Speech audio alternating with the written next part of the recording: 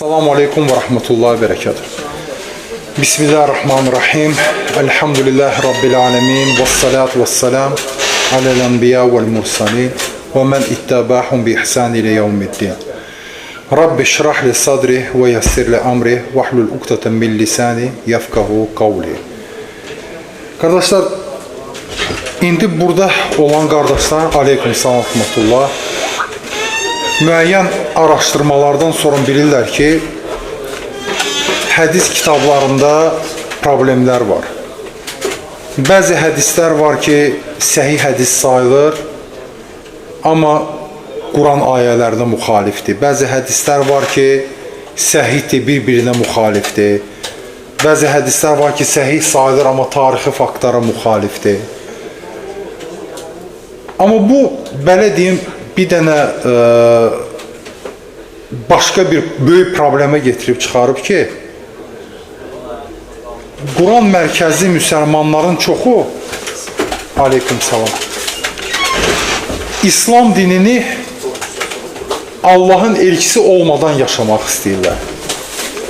Bu əslində özü daha da böyük bir problemdir. Çünki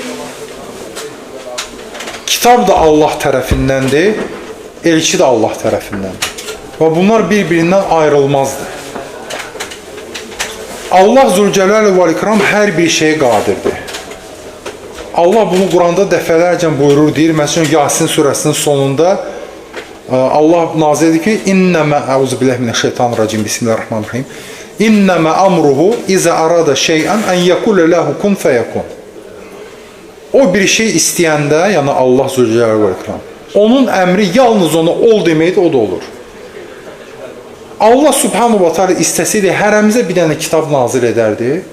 Biz anladığımız dildə rahat nazil edir ki, bu kitabdır. Bu kitabla yaşayın. Amma Allah bunu etmədi. Allah sonuncu kitabını Muhammed Aleyhisselatü Vesselam'a nazil etdi. Onun bu vəzifəsini seçdi.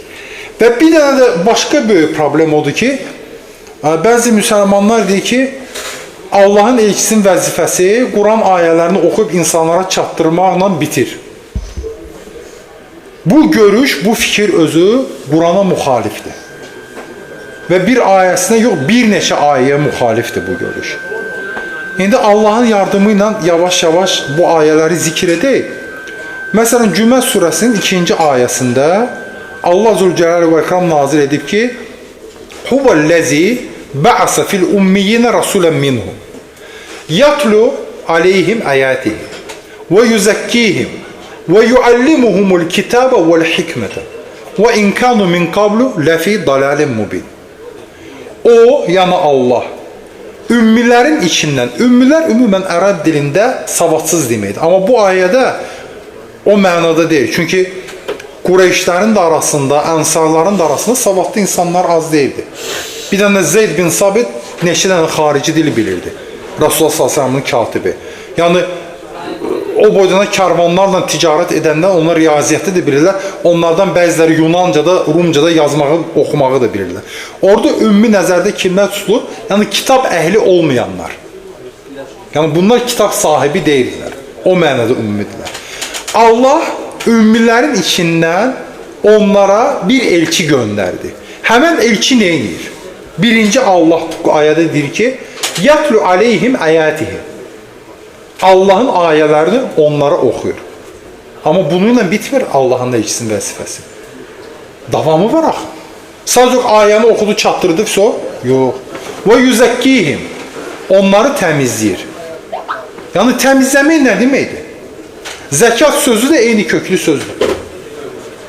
Təmizləyir o deməkdir ki, cəmiyyəti idarə edir. Cəmiyyəti idarə edir, onlara əxlaq öyrədir, onlara mədəniyyət öyrədir. Allah-u Teala nəyə görə bizim ümməti seçib? Allah özü bu suala cavab verir Quranda, Əl-İmran surəsində. Kuntum xeyrə ummətin uxricət linnəsi tə'muruna bil ma'rufi tənhavna anil munkari və tu'minuna billah. Siz insanlardan içindən, insanlar üçün çıxarılan ən yaxşı ümmətsiniz, ən xeyirli, ən gözəl ümmətsiniz. Niyə görə? Yaxşılığı əmr edirsiniz, pislikdən çəkindirirsiniz, Allah'a iman etmişsiniz. Yəni Allahın elçisi ayələri oxuyurdu, Allahın ayələrini. Yüzəkkihim, onları təmizləyirdi. Onlara hər bir şey öyrədir. Ədəb nədir, əxlaq nədir, mədəniyyət nədir? Və yuallimuhum. Bizim dildə gözəl söz var. Muallim, müəllim. Ərəb sözüdür bu. Eyni köklü söz alləmə felindən. Alləmə ikinci babdır, öyrətmək deməkdir. Muallim öyrədən deməkdir. Yəni Allahın elçisi müəllim idi. Yuallimuhumul kitabı vel hikmete. Onlara kitabı və hikməti öyrədirdi. Yəni sadəcə olaraq yatlu aleyhim ayatihi bu ilə bitmədi. Onlara Allahın ayələrini oxudu, bitmədi. Həmən ayələrin müəllimi idi o. Həmən kitabın hikmətini Allahın elçisi aleyhissalatü vesselam öyrədirdi. Sahabələrin içində oxuduğu Quran hafizi var idi. Onda deyək ki, Allahın elçisinə ehtiyac yoxdur, biz zaten Quranı əzbər bilirdik. Nə bilim, Ali ibn Abu Talib bilir, Zeyd ibn Sabit bilir, Ubey ibn Kab bilir, nə bilim, Abdullah ibn Masud bilir, kifayətdir də. Əstəğfirullah və bilir. Allahın elçisinə nə ehtiyac var ki onda? Yox, onların müəllimi var idi. Hansı ayəni izah edir? Hansı ayədən sonra nazil olunur? Bunu hamısı Allahın elçisi öyrədirdi onlara. Müəllim idi o, Quran müəllimi idi. Və hikməti də öyrədirdi ona. Qurandan necə hikmət çıxartmaq lazım? Tek ayə oxumalı. Oxşar ayələr Bəqərə surəsində də var, 151-ci ayə, Əl-İmran surəsində də var, 164-cü ayədə. Allah subhanahu wa ta'ala eyni şeyi, eyni mövzunu fərqli ayələrdə təkrar edirsə, bu deməli bizim üçün çox önəmlidir. Yəni bir surədə keçmir bu. Bir neçə surədə keçir bu. Bu bizim üçün önəmlidir. Ki biz bunu unutmayaq. Quranın müəllimi Muhammed Mustafa'dır sallallahu aleyhi və səlləm. Ondan öyrənmək lazımdır. Allah subhanahu wa ta'ala Ən-Nisa surəsində özünə and içir. Buyurur ki 65-ci ayədə Allah Zülcəlal nazil edib Fələ və rabbikə la yu'minuna hatta yuhakkimuka fima şəcərə beynəhum. Summa la yecidu fi anfusihim haracan mimma qadayta və yusallimu təslimə. Allah özünə and içir. Deyir ki, xeyr, sən Rəbbivə and olsun. Onlar iman etməyəcəklər. Nə vaxta qədər? O vaxta qədər ki, şəcəratun ərəb dilində başqa ağac deməkdir. Orada Allah şəcərə sözünü istifadə edir. Yəni, ağacın çoxlu budaqları olur da, qəliz məsələlərdə, qarışıq məsələlərdə, öz aralarında səni hakim seçmədikcə və sən verdiyin hökmə şəksiz, şübhəsiz qəbul etmədikcə və sənə təslim olmadıqca onlar iman etməyəcəklər. Allah buyurur bunu Quranda. Yenə deyirəm, oxudu Quran hafizi var idi. Hələ onsa əzbər bilir bütün ayələri. Hələ öz-özündən hökm verərdi. Deyim, onsa Quranı bilirəm. Amma yox, onlar gedirlər Allahın elçisinin yanına ki, o hökm versin onların məsələlərinə. İxtilafları o çözsün. Qadi oydu, hakim oydu. Yəni, Quranı sadəcə əzbər bilməyə, ya onu, nə bilim, 100 dəfə, 1000 dəfə oxumaqla deyil. O, bəzi dindarlar indi belə əstəğfirullah bilə, düzdür, Allahın elçisi insan idi. Allah onu yaratmışdı. Biz necə deyirik? Əşhədu ənə Muhammedən abduhu və rasuluhu. Mən şahidlik edirəm ki, Muhammed aleyhissalam Allahın həm quludur, həm elçisidir. Allahın quluydu. O möhtac idi yeməyə, içməyə, yuxuya, hər bir şeyə, digər insanlar kimi. Amma Allah seçmişdir. Allah kimin barəsində deyir ki, وَمَا أَرْسَلْنَكَ إِلَّا رَحْمَةً لِلْعَالَمِينَ. Biz səni yalnız bütün aləmlərə rəhmət olaraq göndərdik. Yəni, belənki bir insanı, yəni əstəğfirullah və atubu ileyh, onun vəzifəsini, onun fəzilətini azaltmaq olarmı? Allah demir ki, lil-muslimin, müsəlmanlar üçün. Ya demir ki, lin-nəsi, insanlar üçün. Deyir, bütün aləmlər üçün. Nə qədər aləmlər var? İnsanlar aləmi var, heyvanlar aləmi var, cinlər aləmi var, mələklər aləmi var, nə bilim, biz bilmədiyimiz nələr var. Rəhmət olaraq göndərilib. Allah Həşr surəsində 12-ci ayədə buyurdu ki, Ya eyyuhəl-ləzinə amanu, İzə nəcəytumur rasulə fəqəddimu beynə yədəy nəcvəkum sadaka. فَاِنْ لَمْ تَجِدُوا sadaka zalika hayrun lakum ve athar fe in lem tecidu fe innallaha gafurur rahim.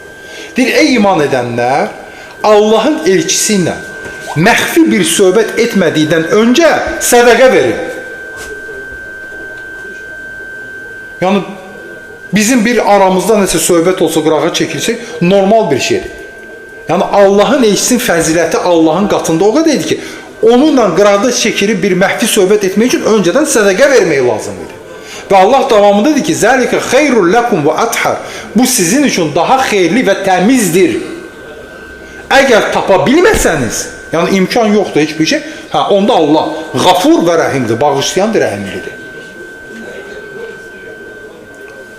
İnsan idi, amma Allah tərəfindən seçilmiş bir insan idi. Quran müəllimi idi bu. Ancaq Yəməmə savaşında 70 nəfər sahabe Quran hafizi şəhid oldu. Bir dənə savaşda. Siz təsəvvür edin ki, nağdı Quran hafizi var idi ki, bir döyüşdə 70 nəfər Quran hafizi şəhid olur. Amma o 70 nəfər Quran hafizin Muhammed Mustafa'ya ehtiyacı vardı. Çünki onların müəllimi o idi. Baxmayaraq ki, onlar hafiz idilər. Olmaz onun fəzilətini azaldmaq. Deməli, Münafiqun surəsi 5-ci ayə. Oxşar mövzu Ən-Nisa surəsinin 64-cü ayəsində də keçir. Allah nazir ki, وَإِذَا قِيلَ لَهُمْ تَعَالَوْا يَسْتَغْفِرْ لَكُمْ رَسُولُ اللّٰهِ لَوَّوْ رُؤُوسَهُمْ وَرَأَيْتُهُمْ يَسُدُّونَ وَهُمْ مُسْتَكْبِرُونَ. Onlara, münafiqlərə deyəndə ki, gəlin Allahın elçisi sizin üçün istiğfar diləsin, yəni bağışlanma diləsin Allahdan sizin üçün. Onlar başlarını yelləyirlər, təkəbbürlü arxa çevirib gedirlər. Allah Quranda nə deyir? Bəqərə surəsində və izə səələkə ibadi anni fə inni qaribun ucibu da'vətə da'i. Mənim qullarım mənim barəmdə soruşanda həqiqətən mən yaxınam, dua edənin duasına cavab verirəm. Allah yaxındır. Əl-Mucib Allahın gözəl isimlərindən biridir. Dualarımıza cavab verir. Amma yenə müsəlmanlar, sahabələr bilirdilər ki, Rasulullah s.ə.v-in duası onlardan, onların etdiyi dualardan qat-qat daha üstündür. Və münafiqlərə məsləhət görürlər, gedin Allahın elçisinə ki, o sizin üçün bağışlama diləsin. Eyni şey Yusuf surəsində. Yaqub aleyhissalamın övladları axırda nə edir? Peşman olur. Gəlirlər ki, ya əbənə stəğfir lənə zunubənə innə kunnə xati'in. Atacan, bizim günahlarımız üçün Allahdan bağışlanma dilə. Həqiqətən biz xatakar olmuşuq, günahkar olmuşuq. Özləri bir Allaha dua edə bilmirdilər. Bilmirlər ki, Allah duaları qəbul edir. Amma onlar bilir ki, onların atası Allahın elçisidir. Yaqub aleyhissalam. Eyni şey de Muhammed aleyhisselam. Bunu bilirdi, müsəlmanlar bilirdi. Allah bunu Quranda nazil edib. O vaxtı müsəlmanları bilirlər ki, Allahın elçisinin etdiyi dua ilə onların etdiyi dua arasında yerlə göy arası fərq var. Və buna görə münafiqlərə məsləhət görürlər ki, gedin Allahın elçisi sizin üçün bağışlanma diləsin. Yoxsa deyə bilər ki, nə var, gecə qalx bir dənə namaza, dəstəmaz al, 2 rükət namaz qıl, Allaha dua ilə tövbə elədir. Yox, ged Allahın elçisinin yanına. Deməli, bu fərqlidir. Onun etdiyi dua ilə Allahın elçisinin etdiyi dua arasında böyük bir fərq var. Mən bir-iki dənə belə mənə video göndərdilə, vəfşə şoku düşdüm. Əstəğfirullah, və güya Allahın elçisi vəfşə ümmət idarə eləməyib. Heç onun işi ancaq nə olub? Ayələr çatdırmağa. Qadınların belə beyətin şərtləri var idi. Allah ayə nazil edib bu barədə. Mumtəhinə surəsi. Mumtəhinə surəsi nə barədədir? Hudeybiyyə anlaşması, sülh anlaşması bağlandı. O anlaşmanın şərtlərindən də biri o idi ki, Məkkədə olan müsəlmanlar artıq Allahın elçisinin yanına hicrət edə bilməzlər. Bu da önemli bir şeydir. Allahın elçisi görün necə hikmətli bir insan idi ki, sahabələrə əcaib gəldi bu. Şərt necə ola bilər belə bir şey? Allahın elçisi buna razı oldu. Qəbul etdi bunu. Niyə görə? O sülh zamanı neçə qəbilələri, neçə qövmləri dəvət elədi. Onlar axım-axım gəldilər, Mədinə İslamı qəbul etdilər. Fayda var idi bunda. Amma o anlaşmada qadınları Məkkə müşrikləri, Qureyş müşrikləri qadınları yazmağı unutdular. Ancaq kişilərə aid yazıldı. Ona görə müsəlman qadınlar anlaşmadan da sonra Məkkədən Mədinəyə hicrət edirdilər. Rasulullah s.ə.v-in yanına. Bu başqa da bir şeydir. O bəziləri deyirlər ki, nə var, evində otur, İslamı yaşa da. O vaxt ki, müsəlmanlar bilir ki, Allahın elçisinin yanında olmaq lazım. Hətta qadınlar belə. 500 kilometr yol, o vaxt avtomobil yox idi, polis, qatar yox idi, təyyarə yox idi. Səhrada, qızmar istidə, 50 dərəcə istidə dəvə ilə, bəzən heç dəvəsi də yox idi. Bəzi vaxt olur ki, bir dəvəni 3 nəfər, 4 nəfər növbə ilə istifadə edirdi. Yenə gedirlər ki, Allahın elçisinin yanında yaşasınlar. Onları idarə etsin, ümmət şəklində olsunlar. Və Allah ayə nazil edir. Ya eyyuhən nəbiyyü, izə cəəkəl müminətü yubə'inəkə, əllə yüşriknə billahi şeyə, və la yəsriknə, və la yəzninə, və la yəqtulnə əvlədəhunnə, və la yə'tinə bi buhtani yəftərinəhu beynə əydihinnə və rüculihinnə, və la yə'sinəkə fi ma'rufin, fəbəyihunnə və stəğfir ləhunna Allah. İnnəllaha qafur rahim. Ey Nəbi, müsəlman qadınlar sənin yanına gəlib, bəyət verəndə ki, 6 şərt gəlir. Allaha şərik qoşmayacaqlar, oğurluq eləməyəcəklər, zinakarlıqla məşğul olmayacaqlar, öz övladlarını öldürməyəcəklər.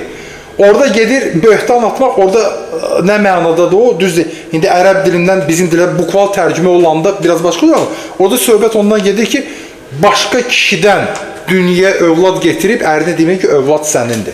Bunu etməyəcəklər. Məruf işlərdə, yəni yaxşı işlərdə bilinən, salih məsələlərdə sənə asi olmayacaqlar, tabiçiliyə yol edəcəklər. Onların beyətlərini qəbul et. Və axırda nədir Allah yenə? Allahdan onlar üçün bağışlanma dilə. Yenə, Allah elçisi bağışlanma diləyir. Deməli, onun duası daha əfzəldir. Həqiqətən Allah bağışlayandır, mərhəmətlidir, rəhimlidir. Baxın, idarə edirdi ümməti. Hələ belə ayə oxumaqla bitmirdi işi. Qadınlar belə beyət verirdilər. Və qadınlar üçün belə beyətin şərtləri var idi. Əgər sən bu 6 şərti əməl eləyəcəksənsə, sən buna sadiq olacaqsa, gəl Mədinədə yaşa Allahın elçisinin yanında. Amma beyət verməz, and içməlisə ki, mən bunu pozmayacağam. Və necə təfsir kitablarından, siyer kitablarından bilirik, Ənsarlar, Avuz, Həzrəc ilk öncə Akabaya gəlib beyət verəndə, ilk o beyətdə, kişilərin beyəti də bu 6 şərtdən ibarət idi.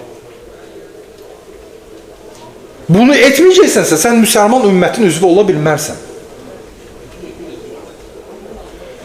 Xaricdə Avropada universitetlərdə oxuyurlar, maraqlanırlar. Allahın elçisi aleyhissalam Məkkədə zəif idi. Zəif idi. 3 il bütün Qureyş Əbu Talibin məhəlləsində müsəlmanları blokadada saxladı. Sənət yazdılar, bütün nəsillər, bütün qollar, nə bilim, Banu Umeyyə, nə bilim, Banu Fərqət, Banu Haşmı, Banu Abdülmutalibə qarşı imzaladılar. Bunlara nə yardım etmək olar, bunlarla ailə qurmaq olmaz, bunlara nə bilim, yemək satmaq olmaz, asla düz Kəbənin içində. 3 il Allahın elçisi və bütün müsəlmanlar bu əziyyət içində Əbu Talibin məhəlləsində sıxınıblar. Bu vəziyyətdə zəif ola-ola, Məkkədə işgəncə altında ola-ola Allahın elçisi aleyhissalam dövlət başçısı ilə danışığa girir. Həbəşistanın kralı ilə Nəcəşi ilə. O vaxt kral deyil, ona da Nəcəşi deyilirdi. Sahabələri ora göndərir hicrətə. Nəcəşi də ortodoks xristiyan idi. Pravoslav deyirlər Rusində və ortodoks xristiyan idi. Düzdür, rəvayətlər, hədislər var ki, 60 gün vəfat etməmişdən öncə İslamı qəbul edir. Amma fakt ki, o vaxtı xristiyan idi. Xristiyan bir kralla o cürdə zəif vəziyyətdə, məzlum halında əlaqə qurur, o ilə danışığa girir, öz sahabələrini ora göndərir, o himayəsi altına alır. Qureyşlər 2 dəfə ora adam göndərir, o vaxtda Amr ibn As gəlir, onları qaytarmaq istəyir. Dinləyir, Cəfər ibn Əbu Talib çıxır, dəlillər getirir Quranla. Yəni bu halda belə Allahın elçisi sallallahu əleyhi və səlləm belə bir addım atdı. Ümmətin dərdini çəkirdi, müsəlmanların dərdini çəkirdi. Orada zəif müsəlmanlar var idi, onları qoruyan yox idi. Qureyş onlara işgəncə verirdi, əzab verirdi, əziyyət verirdi. Ora göndərdi ki, rahat dinlərini yaşaya bilsinlər. Görün necə siyasi anlamı var idi, diplomatiyanı bilirdi bu insan. Universitet bitirməmişdi. Ama bu şeyler Medine'ye hicret edenden sonra anlaşma bağladı. Orada 3 tane böyük Yahudi qövmü vardı. Xırdalar da çox idi. Banu Kaynuk, Banu Kureyza, Banu Nadir. Onlarla anlaşma bağladı. Hansı şərtlərlə yaşayacağıq? Eyni yerdə yaşayacağıq, eyni qaydalara, eyni qanunlara. Biz sizin ibadətinizə qarışmayacağıq. Bizim problemimiz olanda bizim düşmanımıza qarşı bizimlə bərabər olmalısınız. Onlar da üçü müəyyən zamanda hamı pozdu bunu. İndi inşallah Allah subhanahu wa ta'ala imkan versə onu da zikirlər. Önemli bir məsələdir. Yəni əməlli başlı diplomatik bir addım idi bu. Allahın elçisi özün Mədinəyə hicrət etməyi.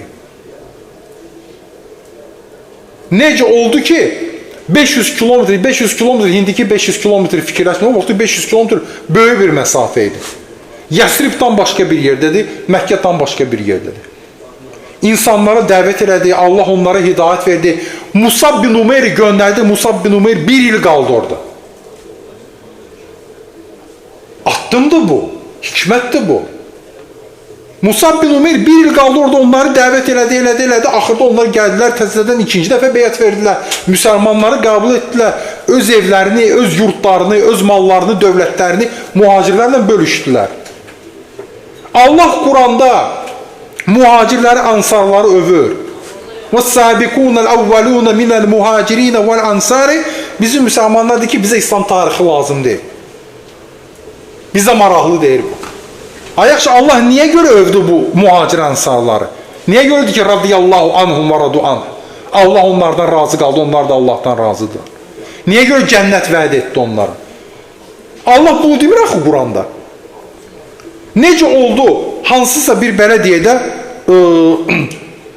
öz tarixi ilə maraqlanan insan Napoleonun tarixini oxuyur. Nə bilim, Çingizxanın tarixini oxuyur. Həqiqətən maraqlıdır da.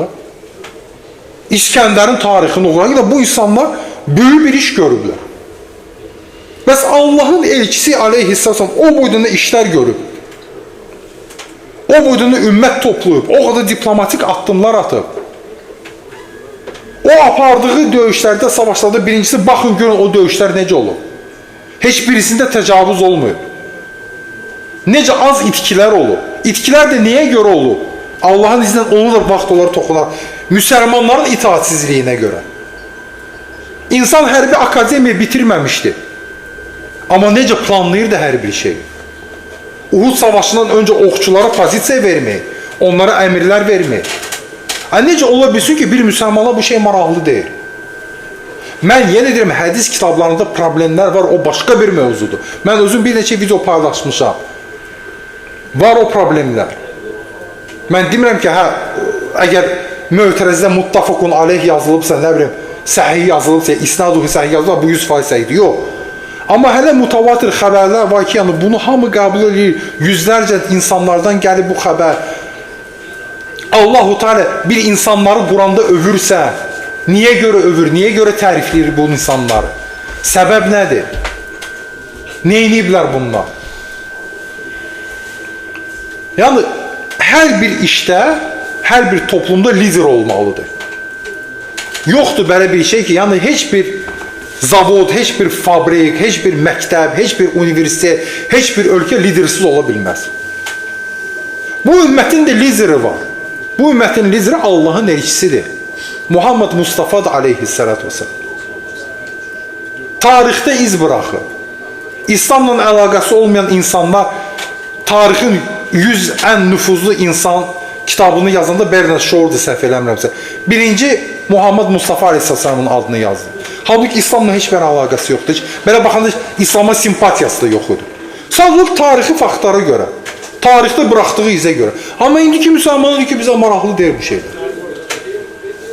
Quranın müəllimi var, bizdə ərəb dili adi bir dənə, nə bilim, adi bir dənə cümləni, götür bir dənə ən sadə bir dənə Qurandan ayəni qoy qabağına, de ki, bunu bir dənə tərcümə elə Azərbaycan dilinə, sözbəüz heç tərcümə eləyə bilməyəcək.